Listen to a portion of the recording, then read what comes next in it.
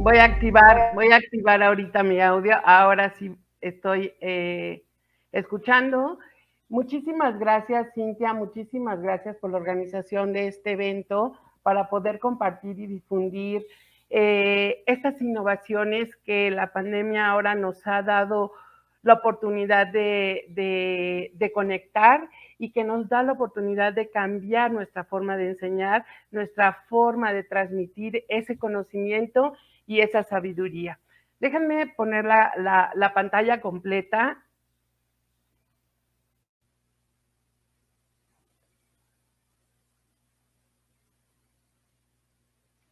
Ahora sí se ve completa mi pantalla. ¿Alguien me puede decir, por favor? Sí, sí la vemos correctamente. Adelante, pues entonces iniciamos. Muchísimas gracias. Hoy quiero aprovechar este espacio de aprendizaje muy nutrido a nivel internacional y titulé esta ponencia como la inteligencia del ser como el eje para el desarrollo del talento en contextos escolares.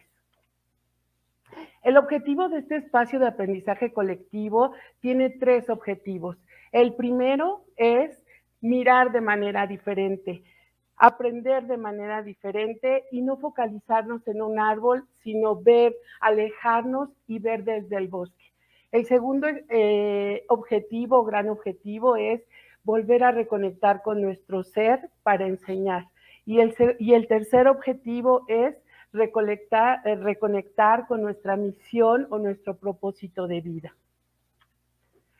Desde Cerci Education atendemos colectivos con altas capacidades, talento extraordinario, aptitudes sobresalientes, como lo llamamos en nuestro país, y hemos desarrollado desde el 2015 un modelo de atención que nos ha funcionado mucho. Está basado en la propuesta de Reto Laza que desarrolló para el Programa de Naciones Unidas para el Desarrollo Sostenible y se basa en 4 dimensiones que nosotros hemos modificado y adaptado para desarrollar estos programas que atienden a los jóvenes. En nuestra primera dimensión estamos en lo individual y en lo interno, hablamos del ser, de la transformación personal, del autoconocimiento, de la identidad, de cuáles son aquellos modelos mentales que nosotros construimos, de las emociones y de los sentimientos. En la segunda dimensión hablamos de lo individual y de lo externo.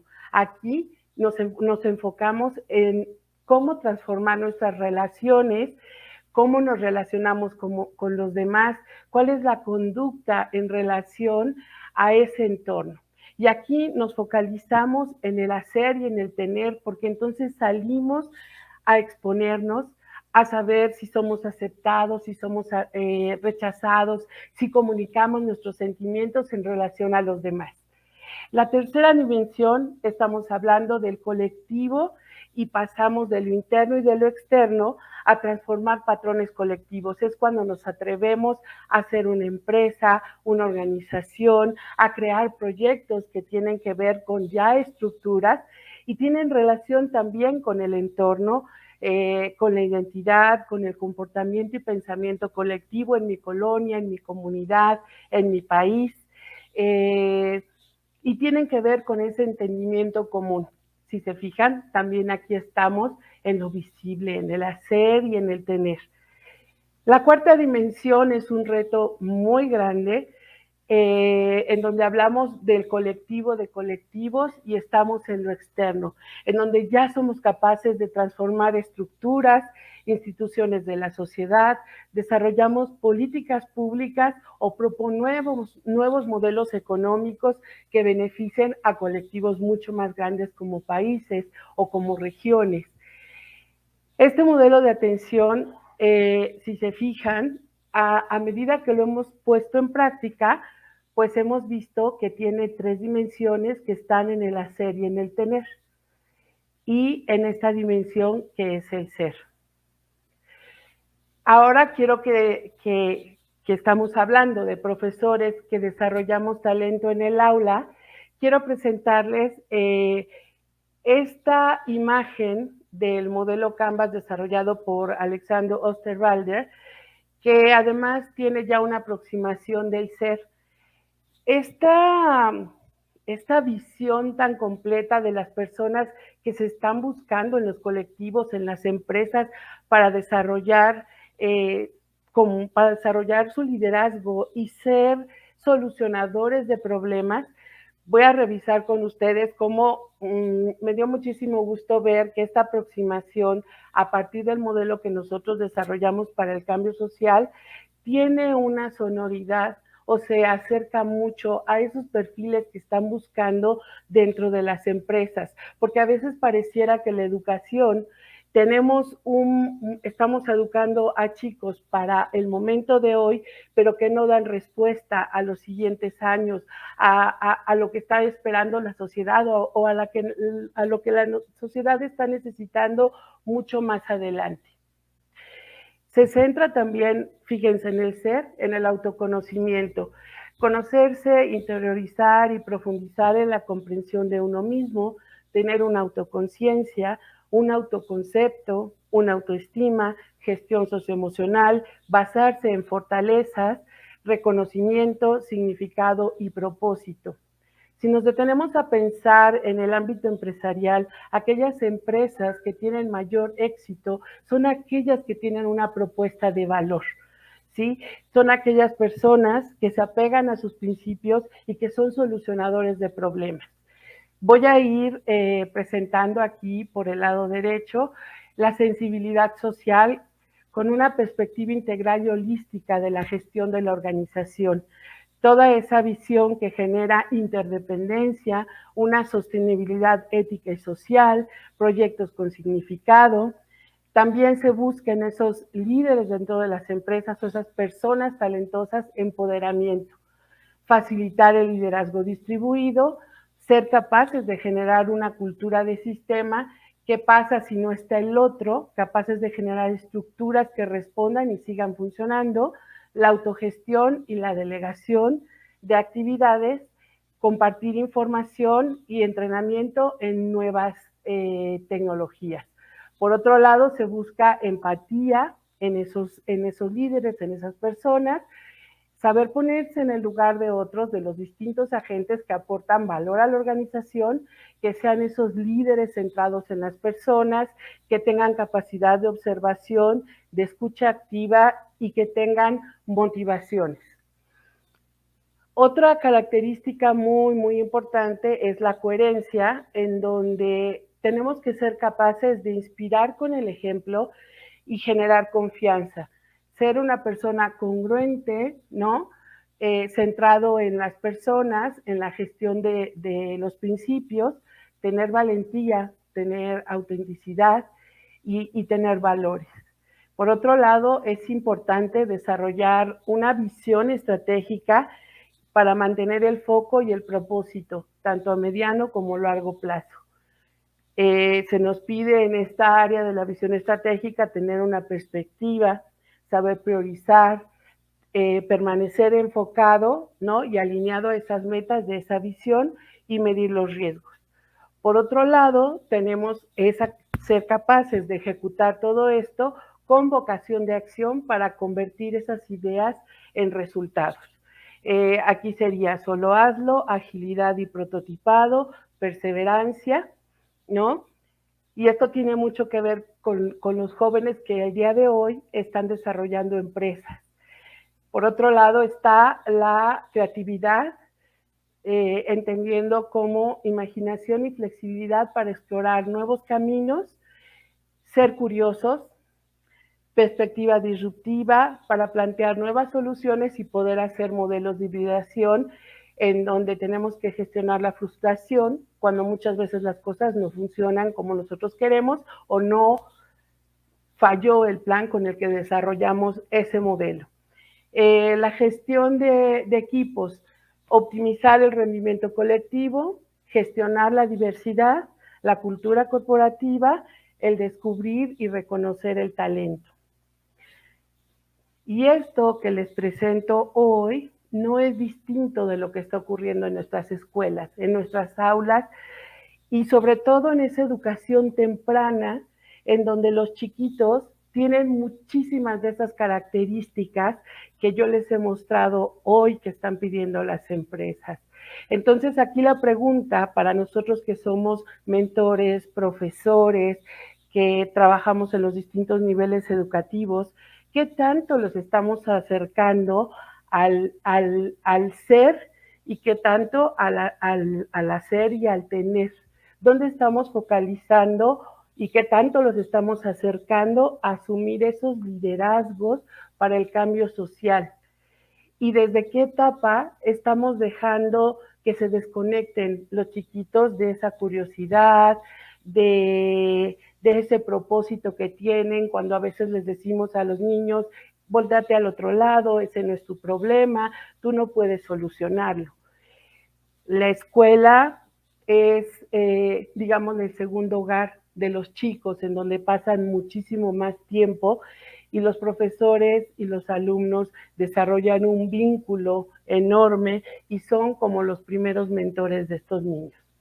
Si nosotros logramos focalizarnos en la dimensión del ser, en términos del desarrollo personal de los chiquitos, bueno, no solo de los de empezando en edades tempranas, en desarrollando emocionalmente a los niños, desarrollando de manera física y también su psicomotricidad, los conectamos con ese autoconocimiento de sí mismo, con su autoestima, con su empatía, con esa sensibilidad social, con esa congruencia en el decir, en el hacer y en el sentir, y sobre todo reconocimiento de todos sus logros.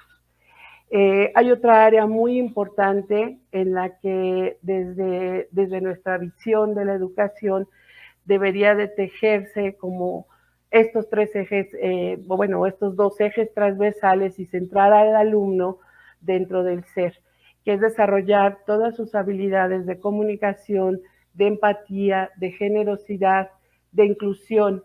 Existen, por ejemplo, proyectos basados en inteligencias múltiples, ya pasando a las metodologías o a las herramientas de las que podemos nosotros echar mano, que ahorita, bueno, pues hemos visto durante este simposio todas las posibilidades que hay para poner en marcha, ¿no? Por ejemplo, la asamblea en el contexto escolar, pero empezando en el aula, donde les da la oportunidad a los chicos de expresar sus opiniones, sus acuerdos, sus desacuerdos. Y recuerden que el aula y el contexto escolar, la escuela, es como una pequeña réplica de la sociedad, donde nosotros aprendemos a desarrollar el pensamiento crítico, donde aprendemos a expresar nuestras opiniones, donde aprendemos a dialogar con el otro y aprendemos a enfocarnos en lo que sí podemos trabajar juntos y no enfocarnos en las diferencias que podemos llegar a tener. Es muy importante en los contextos escolares y que los chicos asistan a la escuela porque van a desarrollar habilidades para la vida. También es muy importante establecimiento de las prioridades y bueno, pues algunas de las metodologías que nos dan esta oportunidad, pues es el aprendizaje basado en proyectos, enseñarles acerca de cómo realizar el trabajo colaborativo, asignar actividades. Parece algo sencillo, pero cuando un chico dentro del aula es capaz de formar un equipo de trabajo, tiene que analizar y reconocer en sus compañeros ciertas habilidades para poder asignar un trabajo y asignar actividades, ¿no? Enfocarnos en lo que es la pedagogía del ser, ¿no?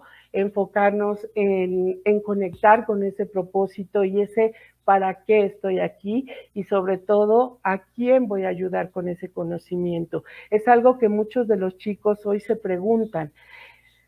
Ahora, por ejemplo, la neurociencia nos explica lo que ocurre en el aula. El colocar esa emoción, el aprendizaje se queda plasmado en todo nuestro sistema y siempre vamos a recordar a aquel profesor que nos dijo una palabra que nos hizo sentir bien, que nos acercó más al conocimiento, que diseñó experiencias de aprendizaje que me hicieron crecer, que a lo mejor representó un reto muy grande, pero que nosotros ahora la neurociencia nos explica cómo fijamos esos conocimientos, cómo funciona nuestro cerebro y por supuesto también nos explica la parte contraria, cuando nosotros utilizamos pues métodos arcaicos, tal vez con los que algunos de nosotros crecimos o nos educaron, en donde nos amenazaban o nos decían la letra con sangre entra, y que solamente teníamos como recurso nuestra capacidad de memorizar para ser brillante o talentoso, ahora sabemos que hay otras posibilidades y que nosotros tenemos muchísimo conocimiento del que podemos echar mano para poder desarrollar esos seres maravillosos que van a seguir aportando soluciones a la sociedad. Por supuesto, la independencia de los alumnos que se logra a través de enseñarles, con metodologías de aprender a aprender, donde ellos mismos sean gestores de su propio conocimiento y puedan ser más enriquecedoras esas clases dentro del aula, más divertidas y en donde nos permita más conectarnos con todo el alumnado. Son muy impresionantes los resultados. Por supuesto, enseñarles a tener criterios de búsqueda y análisis y selección de información, porque sabemos que ahora eso ya lo tenemos en las redes, ya existen grandes bases de datos con información. Ahora creo que la problemática está centrada en saber decidir y tener el criterio para que nosotros podamos definir la validez de esa información y cómo retomar esa información para construir nuestras propuestas de solución. Entonces llegamos a este momento en donde estamos redefiniendo el rol del profesor.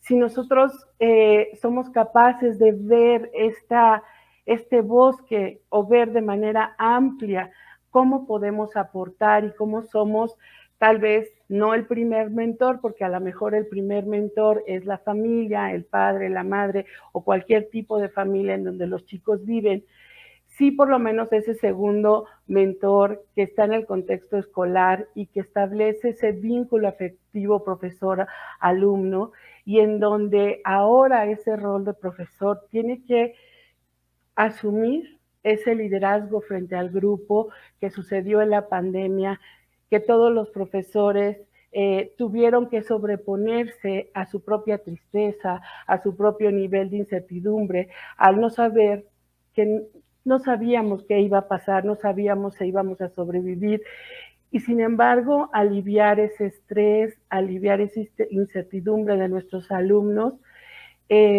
nos ayudó también a resignificar nuestra propia misión, lo que estábamos haciendo. Por otro lado, como mentor, pues generar esas estructuras, esos andamiajes de aprendizaje, facilitar esos procesos emocionales, individuales y colectivos para llegar a crear esas experiencias de aprendizaje que en realidad nos hagan competentes para vivir, para saber apreciar la naturaleza, lo que somos como seres humanos, ¿no? También ese rol nos obliga a permitir un rol activo del alumno, ser gestores de su propia educación. Por lo tanto, pues tendremos que ser promotores de esas condiciones para que los alumnos aprendan a pensar por sí mismos, a discrepar. No está mal discrepar. Lo importante es la gestión emocional y cómo hacemos, cómo externamos esas discrepancias. Aprender a diferenciarse del grupo, a la vez que debemos aprender a convivir y a tolerar y a respetar a los otros, ¿no? Y buscar soluciones ingeniosas a esos desafíos. Algo indispensable para asumir ese rol de mentor en el aula, los profesores, es necesario empezar por nosotros mismos. Trabajar todo lo que es inteligencia emocional, comunicación, empatía, capacidad de escucha y de observación, el autoconocimiento de nuestras propias habilidades como profesores y enfocarnos en esas fortalezas positivas, sabernos que podemos aportar y que podemos enseñar mucho más a los chicos, ¿no? Y esa habilidad para conocerlos. A veces hay algunos profesores que en su rol a veces conocen más a nuestros hijos que nosotros mismos, ¿no? pero sobre todo identificar sus propias habilidades de liderazgo. Cuando yo les presenté el modelo anterior de lo que están solicitando las empresas, hablamos de liderazgos dentro de contextos corporativos, pero quisiera darles una buena noticia a muchos de los profesores que hoy nos están escuchando y que además he tenido la oportunidad de trabajar en muchísimas escuelas, cumplen con esas características y siempre dan el 110% o el 200%, profesores que trabajan en escuela pública y que asumen su liderazgo y asumen una responsabilidad incluso de ocupar parte de su sueldo para comprar materiales para los niños, para comprarles lunch a los niños que no llevan lunch por diferentes circunstancias, pero el profesor siempre está ahí como un referente para acompañar, para ser mentor, para abrazar. Y creo que después de lo que hemos venido viviendo después de estos 2 años, debemos cambiar el modelo y la aproximación de la educación.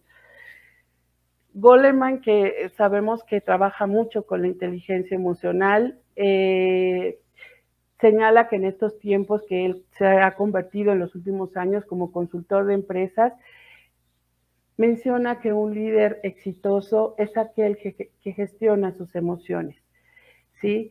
Podemos ser muy brillantes, podemos ser muy inteligentes, podemos tener muchas habilidades de todas las características y sin embargo, si no tenemos una gestión emocional, no podemos ejercer ese liderazgo.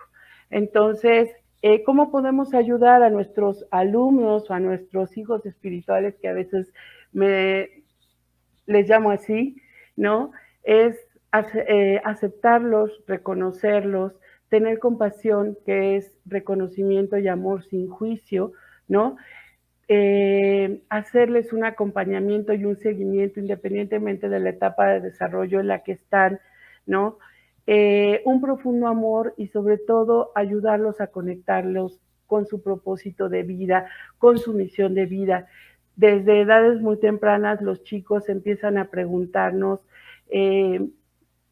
cuál es el propósito, por qué están aquí. Cuando llega la adolescencia y la juventud, lamentablemente, estos chicos que no han encontrado ese propósito o ese reconocimiento de su propio ser, están decidiendo dejar de vivir. No basta con revisar las estadísticas de suicidios a nivel mundial, es entre 15 y 29 años. Y si nosotros empezamos desde etapas muy, muy tempranas a conectarlos con ese propósito, ese para qué estoy aquí, y les ayudamos a construirlo, estaremos bajando primero esas estadísticas y segundo, ayudándolos a ser seres humanos más propositivos independientemente de la comunidad donde ejerzamos ese liderazgo. Por otro lado, también hacer sinergia a los papás con los profesores, ¿no? Y hacer un equipo de trabajo que es muy, muy importante ese apoyo de la familia hacia la labor del profesor, hacia el rol de mentor que hace con nuestros hijos, sobre todo también teniendo estilos de crianza con apego, de respeto, disciplina positiva y que se apoyen sus fortalezas.